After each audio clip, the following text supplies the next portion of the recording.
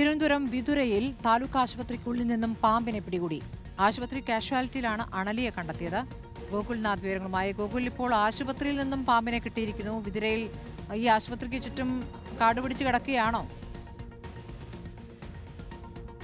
ആശുപത്രി കാഷ്വാലിറ്റിയിലാണ് പാമ്പിനെ കണ്ടെത്തിയതെന്നുള്ളതാണ്. ഏതായാലും അണലിയെ പിടികൂടിയിരിക്കുന്നു എന്നാണ് മനസ്സിലാക്കുന്നത്.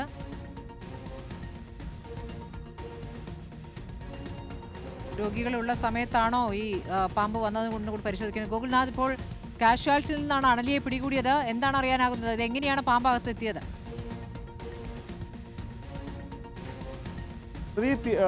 താലൂക്ക് ആശുപത്രിയുടെ കാഷ്വാലിറ്റി കൗണ്ടറിനുള്ളിലാണ് ഇന്നിപ്പോൾ നിലവിൽ രാവിലെയോടെ ജീവനക്കാർ പാമ്പിനെ കാണുന്നത്. അണലി വിഭാഗത്തിൽപ്പെടുന്ന പാമ്പിന്റെ കുഞ്ഞിനെയാണ് കണ്ടെത്തുകയും തുടർന്ന് ജീവനക്കാർ ഇതിനെ പിടികൂടാനും തല്ലിക്കൊല്ലാനും ഒക്കെയുള്ള ശ്രമം നടത്തി. പക്ഷേ അപ്പോൾ സ്റ്റെപ്പിനോട് ചേർന്നിട്ടുള്ള പ്രദേശത്ത് ചെറിയൊരു ഹോളിലൂടെ പാമ്പ് ഉള്ളിലേക്ക് പോവുകയും പ്രവേശിക്കുകയുമായിരുന്നു. തുടർന്ന് പഞ്ഞി വെച്ച് ജീവനക്കാർ തന്നെ ഈ ഹോള് അടയ്ക്കുകയും തുടർന്ന് പരുത്തിപ്പള്ളി വനം റേഞ്ചിനെ വിവരം അറിയിക്കുകയുമായിരുന്നു.